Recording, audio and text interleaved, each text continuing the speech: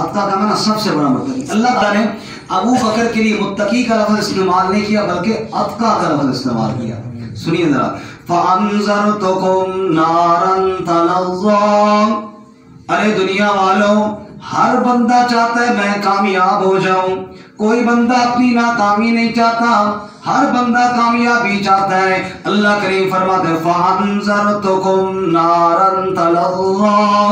میں اللہ تمہیں جہنم کی بھڑکتے ہوئی آگ سے ڈرا رہا ہوں. اس راہ پہ نہ چلنا جو راستہ جہنم کے اندر لے کر جانے والا ہے.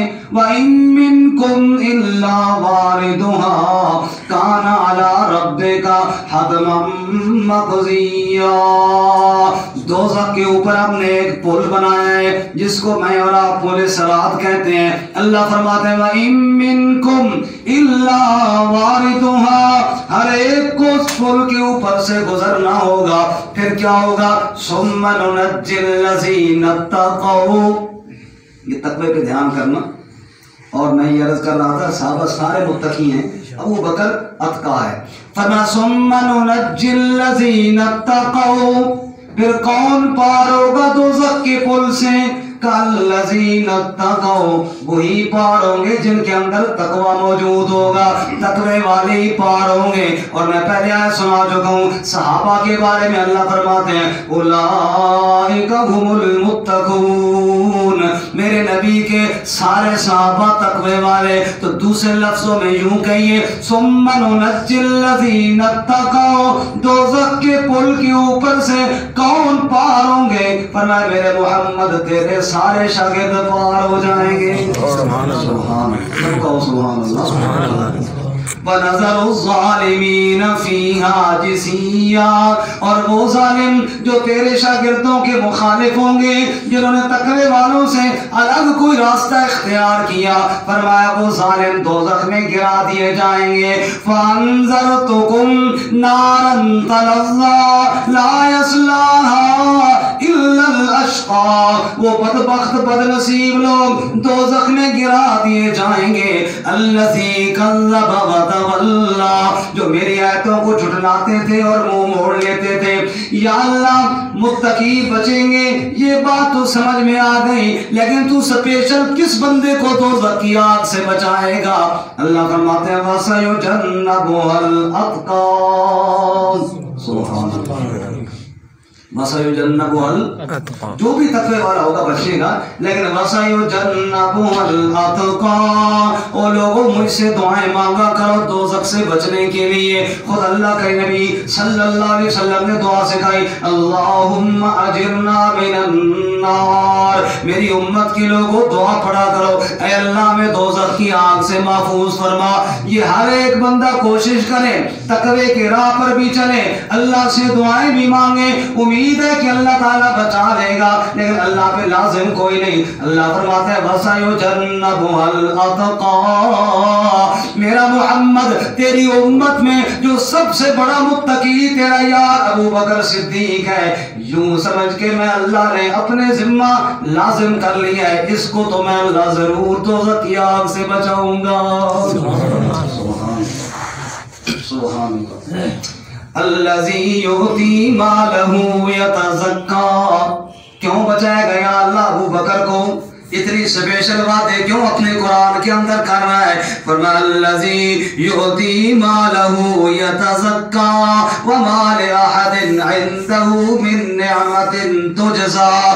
ابو بکر کپڑے کا کاروبار کیا کرتے تھے، ایمان لانے کے بعد سارا مال لٹا دیا. آمنہ کے لال کے اشاروں پر ایسا مال لٹایا کہ اللہ کے نبی صلی اللہ علیہ وسلم نے ارشاد فرمایا لوگوں میرے ساتھ جس نے بھی جتنے احسانات کیے میں نے سب کا بدلہ دے دیا ہے سوائے میرے ابو بکر کے. یہ میرا وہ یار ہے کہ اس کا میں محمد بھی قرضدار ہوں، اللہ خود ہی اس کے بدلے چکائے گا. سبحان اللہ. ایسا اسلام پہ احسان کرنے والا اللہ کے نبی فرماتے ہیں اللہ خود ہی اس کے بدلے چکائے گا. اللہ بھی قرآن میں کہتے ہیں الذی یؤتی مالہ یتزکیٰ وما لأحد عندہ من نعمت تجزیٰ الا ابتغاء وجہ ربہ الاعلیٰ. دنیا میں کسی سے بدلہ نہیں لینا چاہتا، دنیا میں کسی سے واہ واہ نہیں چاہتا، دنیاوی کسی سے فائدہ نہیں چاہتا، الا ابتغاء وجہ ربہ الاعلی، مال لٹاتا ہے لیکن کیوں؟ میں اللہ گواہی دیتا ہوں صرف میری رضا کے لیے لٹا رہا ہے۔ اللہ کے نبی کہنے لگے ابو بکر یار آج میں جا رہا تھا، میں نے بلال کو دیکھا ریت کے اوپر لٹا دیا گیا ہے، اوپر پتھر رکھ دیا گیا ہے۔ ابو بکر میں نے بلال کی حالت دیکھی، میرا دل بھر آیا، اور بلال کی زبان پہ ایک ہی نعرہ تھا احد احد کا، وہ اللہ کی توحید کے نعرے لگا رہا تھا، ادھر ظالم ظلم کر رہے تھے۔ ابو بکر مجھے پتہ چلا ہے بلال کے گلے میں رسی ڈال کر پتھروں پر گھسیٹا جاتا ہے، وہ پھر بھی توحید کا نعرہ نہیں چھوڑتا اور زبان حال سے اعلان کرتا ہے اسی کے نام پر مرے اسی کے نام جیتا جا، اسی کے نام پر مرے اسی کے نام جیتا جا، اسی کے نام کی میں ہو تو بھر بھر جام پیتا جا، رہے توحید میں گر ہوں سمندر شرک کے حائل۔ آج میرا اور آپ کا کیا لگے میرے بھائیو؟ ہمیں تو کلمہ گود میں مل گیا، ماں لوری دیتی کلمہ لا الہ الا اللہ کا توحید کا کلمہ ہمیں دے دیا۔ پوچھئے نا بلال سے، رہے توحید میں گر ہوں سمندر شرک کے حائل، لگا دے جست موجوں میں تو پتھروں پر گھسیٹا جا، پتھروں پہ گھسیٹا جا رہا ہے، بدن چھلنی ہو رہا ہے، اور وہ امیہ جو بلال کا مالک تھا ظلم و ستم کرنے کے بعد پاؤں کی ٹھوکر مار کر کے پوچھتا ہے اے بلال اب بتا اب بھی رب کا نام لے گا یا نہیں؟ اور بلال جواب میں کہتے ہیں ظالم جتنا لطف مجھے اب آ رہا ہے اتنا پہلے ساری زندگی نہیں آیا تھا۔ اللہ کے نبی نے فرمایا بلال کو میں نے بڑی تکلیف کے اندر دیکھا ہے۔ ابو بکر چپ کر کے چلے گئے اور امیہ سے کہنے لگے مانگ کیا مانگنا چاہتا ہے؟ منہ مانگی رقم دے کر ابو بکر نے بلال کو آزاد کر دیا۔ پھر اسی طرح کے اور غلام تلاش کرنا شروع کر دیے، جس غلام پر مکے والے ظلم کرتے ابو بکر پیسے دے کے آزاد کر دیتا۔ ایک دن بوڑھے باپ نے سمجھایا ابو بکر اس طرح تو سارا پیسہ ضائع ہو جائے گا، اور اگر تو نے غلام آزاد ہی کرنے ہیں تو پھر میرا ایک مشورہ مان، تو ان غلاموں کو آزاد کر جو تیر چلانا جانتے ہوں، جو تلوار چلانا جانتے ہوں، جو جنگ کے بڑے ماہر ہوں۔ کیوں؟ کل تیری لڑائی کسی کے ساتھ ہوگی، یہ سارے غلام تیرے ساتھ کھڑے ہو جائیں گے، تیری پوری فوج بن جائے گی۔ بابا کا مشورہ سن کر ابو بکر نے کیا جواب دیا؟ بابا جی میں دنیا میں کام آنے کے لیے نہیں، میں تو رب کی رضا کے لیے آزاد کر رہا ہوں۔ اور ابو بکر کا جواب اللہ کریم کو اتنا پسند آیا، اللہ نے قرآن میں تعریف کر دی، فرمایا وَمَا لِأَحَدٍ عِندَهُ مِن نِعْمَةٍ تُجْزَىٰ إِلَّا ابْتِغَاءَ وَجْهِ رَبِّهِ الْأَعْلَىٰ۔ اور دنیا والوں کیوں نہ میں وعدے کروں ابو بکر کے ساتھ، یہ دنیا کے کسی نفع کے لیے نہیں، صرف میری رضا کے لیے سارا مال لٹا کے آیا ہے۔ شاعر کہتا ہے معین محمد قرین محمد، سبحان اللہ، معین معاون اور قرین دوست، نبی پاک کا معاون بھی اور نبی پاک کا دوست بھی، کون بولو؟ ابو بکر صدیق، زور سے کہو کون؟ ابو بکر صدیق۔ معین محمد قرین محمد یسار محمد یمین محمد، یسار کہتے ہیں بائیں سائڈ کو اور یمین کہتے ہیں دائیں سائڈ کو۔ معین محمد قرین محمد یسار محمد یمین محمد، امان محمد امین محمد، ابو بکر صدیق دین محمد۔ اللہ کے نبی کے دین کا پہرے دار کون؟ ابو بکر صدیق رضی اللہ تعالی عنہ۔ پھر تقوی ایسا حاصل ہوا، میں نے پہلے عرض کیا ابتدا میں کہ قرآن تقوی کی طرف بلاتا ہے، قرآن کا موضوع ہی تقویٰ ہے. ہدی للمتقین شروع میں اللہ نے کہا، اور ابو بکر نے اس قرآن سے اتنا اثر لیا کہ صرف متقی نہیں اتقیٰ بن گیا اور پھر بہت بڑے تقوی کے مقام پر فائز ہوا. بس میں بات کو اختتام کی طرف لے کر جا رہا ہوں. اچھا، تقوی والوں کے ساتھ اللہ نے کئی وعدے قرآن میں کیے ہیں. ان میں سے ایک وعدہ اللہ فرماتے ہیں ان اللہ مع المتقین،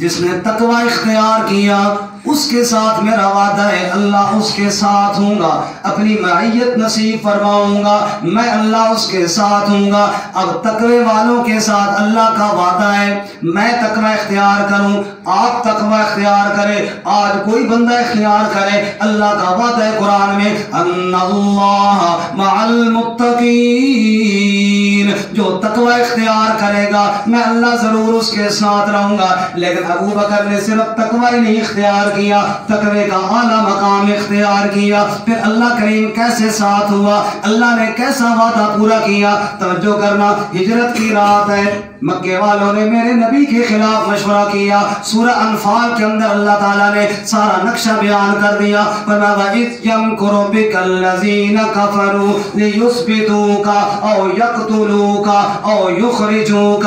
مکے والوں نے میرے محمد کریم صلی اللہ علیہ وسلم کے خلاف تین باتوں میں سے کوئی مشورہ طے کیا، یا تو آپ کو شہید کر دیا جائے، یا آپ کو جلا وطن کر دیا جائے، یا آپ کو قید کر دیا جائے. وَيَمْكُرُونَ وَيَمْكُرُ اللَّهُ. ادھر وہ تدبیر بنا رہے تھے میرے محمد کریم صلی اللہ علیہ وسلم کے خلاف، اور ادھر میں اللہ تدبیر بنا رہا تھا اپنے محبوب کو بچانے کے لیے. کیا ہوا؟ پھر انہوں نے کہا قتل ہی کریں گے. رات کا وقت تھا، تلواریں لے کر آئے، سارے میرے نبی کے گھر کا محاصرہ کر کے کھڑے ہو گئے. یا اللہ پھر کیا ہوا؟ اللہ فرماتے ہیں جب عیسیٰ علیہ السلام کا محاصرہ ہوا تھا میں نے عیسیٰ علیہ السلام کو اوپر اٹھا لیا تھا. جب صالح علیہ السلام کے اوپر حملہ کرنے والے گئے تھے میں نے ان کو زمین کے اندر تھمسا دیا تھا. لیکن جب باری آئی میرے محمد کریم صلی جب باری آئی میرے محمد کریم صلی اللہ علیہ وسلم کی، میں اللہ کریم نے کہا اب میرا آخری نبی ہے، اب عیسیٰ علیہ السلام کی طرح اوپر بھی نہیں اٹھاؤں گا، صالح علیہ السلام کے دشمنوں کی طرح ان دشمنوں کو زمین میں بھی نہیں دھنساؤں گا. یا اللہ پھر کیا کرے گا؟ اللہ نے کہا اٹھ میرے محبوب چل ان کے بیچ میں سے نکل کے چلا جا. یا رب پروردگار کیسے جاؤں؟ سامنے تلواریں لے کر کھڑے ہوئی ہیں. اللہ کریم نے اپنے محبوب کو تسلی دی، اٹھ باندھ کمر کیا ڈرتا ہے، پھر دیکھ خدا کیا کرتا ہے. چل میرے محبوب میرا نام لے کر تم نکل تو صحیح. وَجَعَلْنَا مِن بَيْنِ أَيْدِيهِمْ سَدًّا وَمِنْ خَلْفِهِمْ سَدًّا فَأَغْشَيْنَاهُمْ فَهُمْ لَا يُبْصِرُونَ. میں نے ادھر بھی پردہ لگا دیا، میں نے ادھر بھی پردہ لگا لیا، دائیں بائیں اپنی قدرت کے پردے لگا دیے، اپنے محبوب کو بیچ میں ان کی نگاہوں سے چھپا دیا اور چھپا کر کے نکال دیا. وَمَا رَمَيْتَ إِذْ رَمَيْتَ وَلَكِنَّ اللَّهَ رَمَى. میرے محبوب ریت کی ایک مٹھی بھر پھینکنا تیرا کام ہے، تیرے دشمنوں کو اندھا کرنا تیرے رب کا کام ہے. توجہ کرنا، اللہ کے نبی نے ابو بکر سے رابطہ کیا. سبحان اللہ، کس سے رابطہ کیا؟ ابو بکر تیری قسمت کے کیا کہنے، دنیا والے نبی کی طرف جاتے ہیں اور نبی تیرے گھر کی طرف آ رہا ہے. ادھر ابو بکر سے رابطہ کیا، ادھر علی سے رابطہ کیا. ہم اہل سنت والجماعت ہیں، ہماری ایک آنکھ کا نور ابو بکر صدیق ہے تو دوسری آنکھ کا نور علی المرتضیٰ ہے. کو بے شک آپ نے کہا علی جی یا رسول اللہ، کہ میرے بستر پر آ کر تم سو جا، اور میرے بھائی اور بزرگوں نبی کے بستر پر اس رات جا کر سونا یہ علی جیسا دلیر بندہ ہی سو سکتا ہے، کسی اور کا کام نہیں تھا، معمولی بات نہیں تھی. دشمن تلواریں لے کر کھڑے ہوئی ہیں. علی کو اللہ کے نبی کہتا ہے اے علی چونکہ تو میرا بھائی ہے، علی انت اخی فی الدنیا والآخرہ، تو دنیا میں بھی میرا بھائی ہے، تو آخرت میں بھی میرا بھائی ہے. علی جا کے نبی کے بستر پر سو جا، چادر تان کر سو جا، صبح دشمنوں کی امانتیں واپس کر کے تو نے مدینہ آ جانا ہے. مدینہ کے ایک انصاری صحابی نے علی سے پوچھا علی سچی بات بتا اس رات نیند آئی تھی کہ کوئی نہیں؟ رات نیند کہاں آتی ہے؟ دشمن تلواریں لے کر کھڑے ہو اور قتل کا پروگرام بنا کے کھڑے ہو، کیسی نیند آئی تھی؟ علی کا جواب سننا، فرمایا علی نے سچی بات بتاؤں جتنے مزے کی نیند مجھے اس رات آئی ساری زندگی نہیں آئی تھی۔ کہا وہ کیوں؟ وہ کیسے؟ فرمایا وہ اس طرح کہ روزانہ رات کو جب سوتا ہوں نا یہ خیال میں ہوتا ہے پتہ نہیں موت اٹھنے دے گی یا نہیں، موت کا تو کوئی پتہ نہیں ہے، اور اس طرح یہ بھی فکر ہوتی ہے نماز کے لیے بھی اٹھنا ہے، تہجد کے لیے بھی اٹھنا ہے، بار بار آنکھ کھلتی ہے، وہ سکون والی نیند اتنی نہیں ہوتی۔ اس رات اللہ کے نبی نے فرمایا تھا علی صبح لوگوں کی امانتیں واپس کر کے مدینے آنا، میں نے کہا آج رات انشاءاللہ موت بھی نہیں آئے گی۔ اللہ اپنے محبوب کی بات کو سچا کرے گا، غلط نہیں کر سکتا۔ نبی پاک نے صبح امانتیں دینی ہے، انشاءاللہ اللہ اس بات کو پورا کرے گا، اور نبی کی بات پر اتنا گہرا یقین تھا کہ چپ کر کے تلوار والوں کی پرواہ کیے بغیر اتنی سکھ کی نیند سویا، ساری زندگی اتنی سکھ کی نیند نہیں آئی تھی۔ یہ ہے صحابہ کرام کا ایمان۔ اور ابو بکر کو ساتھ لیا، ابو بکر نبی پاک کے ساتھ ہے، ان اللہ معنا بتانے چلا ہوں، تقوی کے ساتھ معیت نصیب ہوتی ہے، کیسی نصیب ہوئی؟ ابو بکر نبی پاک کے ساتھ ہے، نبی پاک ابو بکر کے ساتھ ہے، کسی جاتے چھوڑا نہیں سنگ یار دا، کہو سبحان اللہ، زور سے کہو سبحان اللہ، چرا والے لوگ ڈھیلے ڈھیلے بول رہے ہیں، کسی جاتے چھوڑا نہیں صدیق سنگ یار دا، مکے دے بازار غار تے مزار دا، بن یار نبی دے یاراں دا، شکوی تا چل مدینے ویکھنے جوڑ مزاراں دا، بن یار نبی دے یاراں دا۔ ابو بکر نبی کے ساتھ ہے، نبی ابو بکر کے ساتھ ہے۔ ایک مشرک بے ایمان نے ابو بکر کو دیکھ لیا، دیکھنے کے بعد پوچھتا ہے ابو بکر تیرے ساتھ کون ہے؟ اب ابو بکر نے سوچا سچی بات بتاؤں یا جھوٹی بات بتاؤں؟ سچی بات بتاؤں نبوت خطرے میں ہے، لوگ حملہ کر دیں گے، جھوٹی بات بتاؤں صداقت خطرے میں ہے، مجھے صدیق اکبر کون کہے گا؟ ادھر ایک پوچھنے والا پوچھ رہا ہے ابو بکر بتا تیرے ساتھ کون ہے؟ ابو بکر تیری عظمت پر قربان جاؤں، تیرے علم پر قربان جاؤں، تیری فہم پر قربان جاؤں۔ ابو بکر نے اتنا فٹ جواب دیا، نبوت کو بھی بچا لیا، صداقت کو بھی بچا لیا۔ ابو بکر بتا تیرے ساتھ کون ہے؟ ابو بکر کا جواب سننا، رجل میرے ساتھ ایک مرد ہے، ایک بندہ ہے، یادینی السبیل، جو مجھے راستہ بتا رہا ہے۔ انہوں نے سمجھا سفر پہ جا رہا ہے، کسی سے راستہ پوچھ رہا ہے، ان کو کیا معلوم تھا؟ ابو بکر تو کہہ رہے مجھے جنت کا راستہ بتا رہا ہے۔ اللہ اکبر۔ نبی پاک ابو بکر کے ساتھ غار ثور کی طرف چل گئے۔ جنہوں نے دیکھی ان کو پتا ہوگا 1.5-2 گھنٹے لگتے ہیں اوپر جاتے ہوئے آج بھی، اور تھک جاتے ہیں مسلسل چلتے ہوئے۔ ابو بکر کبھی نبی پاک کے دائیں، کبھی نبی پاک کے بائیں، کبھی آگے اور کبھی پیچھے۔ ابو بکر کیوں ادھر ادھر ہو رہے ہو؟ یا رسول اللہ جس جانب سے بھی دشمن کا خطرہ محسوس ہوتا ہے میں اس جانب ہو جاتا ہوں۔ نبوت کی طرف آنے والا ہر تیر صدیق کے سینے میں لگ جائے، آمنہ کے لال آپ محفوظ رہ جائیں۔ پھر غار کے اندر گئے، دشمن ڈھونڈتے ڈھونڈتے غار کے دہانے تک آ گئے۔ اللہ کریم نے قرآن کے اندر منظر کشی کی اور کیا فرمایا؟ اِلَّا تَنْصُرُوهُ فَقَدْ نَصَرَهُ اللَّهُ إِذْ أَخْرَجَهُ الَّذِينَ كَفَرُوا ثَانِيَ اثْنَيْنِ إِذْ هُمَا فِي الْغَارِ۔ او دنیا والو، اگر تم میرے نبی کے ساتھ تعاون نہیں کرو گے، میرے نبی کے دین کی مدد نہیں کرو گے، اللہ کریم کو کوئی پرواہ نہیں ہے۔ فَقَدْ نَصَرَهُ اللَّهُ إِذْ أَخْرَجَهُ الَّذِينَ كَفَرُوا، جب مکے کے کافروں نے میرے نبی کو مکے سے نکلنے پر مجبور کر دیا تھا تو پتہ ہے پھر کیا ہوا تھا؟ ثانی اثنین اذ ہما فی الغار، جب 2 ہی صرف تھے، تیسرا کوئی نہیں تھا، ایک میرا محمد تھا، دوسرا میرے محمد کا یار ابو بکر صدیق تھا۔ اذ ہما فی الغار، جب دونوں غار کے اندر تھے، اذ یقول لصاحبہ، اور غار کے اندر جو گفتگو ہوئی اللہ کریم نے اس گفتگو کو قرآن بنا دیا اور قرآن کے اندر نقل کر دیا۔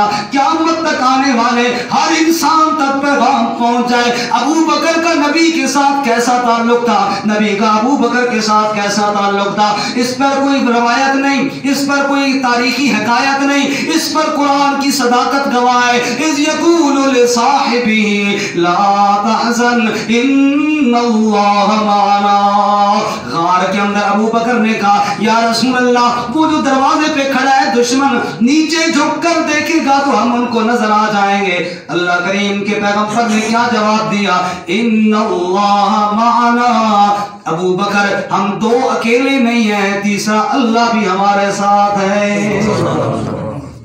اور ذرا تھوڑا پیچھے پلٹ کر دیکھیں، صدیاں پیچھے چلے جائیں، قرآن بیان کرتے ہیں سورۃ طٰہٰ کے اندر دو اللہ کے نبی ہیں، ایک موسیٰ علیہ السلام ہے، ایک حضرت ہارون علیہ السلام ہے، دو اللہ کے نبی ہیں۔ دونوں نبیوں کو اللہ نے قرآن میں کہا جاؤ فرعون کے پاس جاؤ، وہ فرعون دشمن ہے، ادھر دو اللہ کے نبی ہیں۔ موسیٰ علیہ السلام نے جواب میں کہا اے پروردگار جاتے تو ہیں فرعون کی طرف، خطرہ پڑا ہے اخاف ان یقتلون، وہ تو پہلے مجھے قتل کرنا چاہتا ہے، وہ میری جان خطرے میں ہے، اس کے سامنے کیسے جاؤں کیسے جاؤں۔ اللہ کریم نے کیا فرمایا تھا؟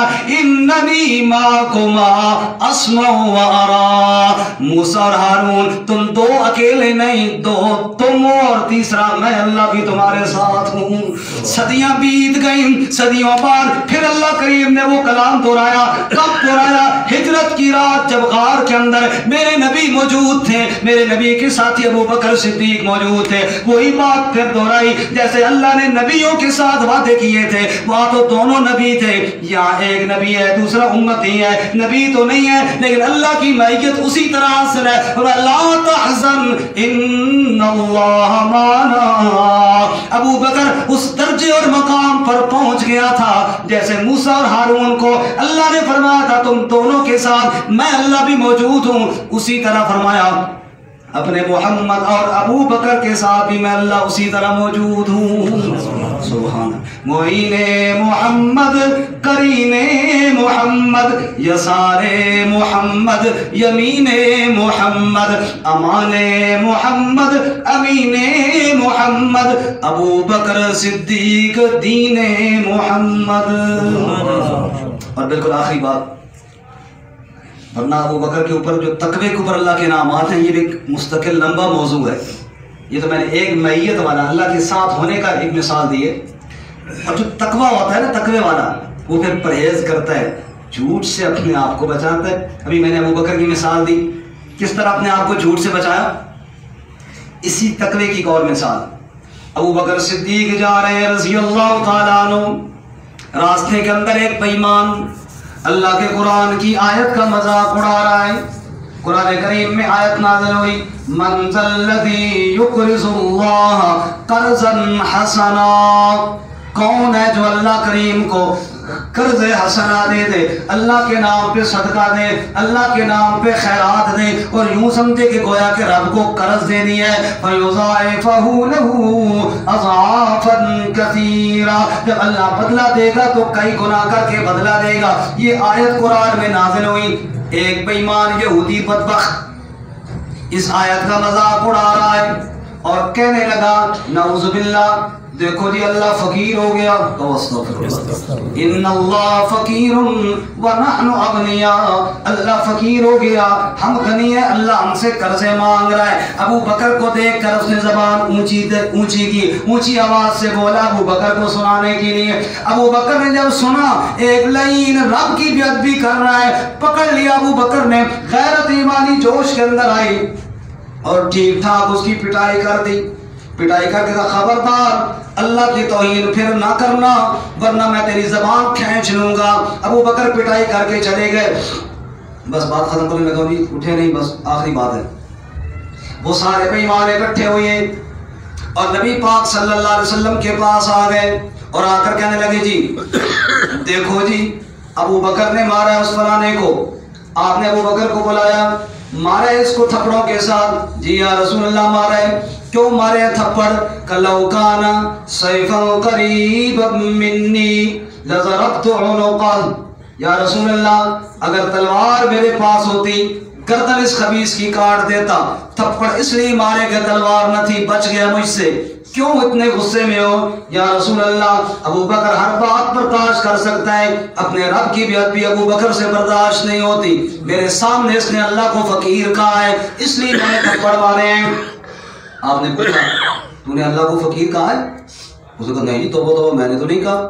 اب جو اللہ تعالیٰ کی بے ادبی کر سکتا تھا، جھوٹ بولنا اس کے کیا مسئلہ تھا؟ اس نے کہا جی میں نے تو کوئی نہیں کہا۔ ابو بکر تو کہتا ہے اس نے اللہ کی بے ادبی کی ہے اور اللہ کو فقیر کہا، یہ کہتا ہے میں نے کوئی نہیں کہا، گواہ پیش کر۔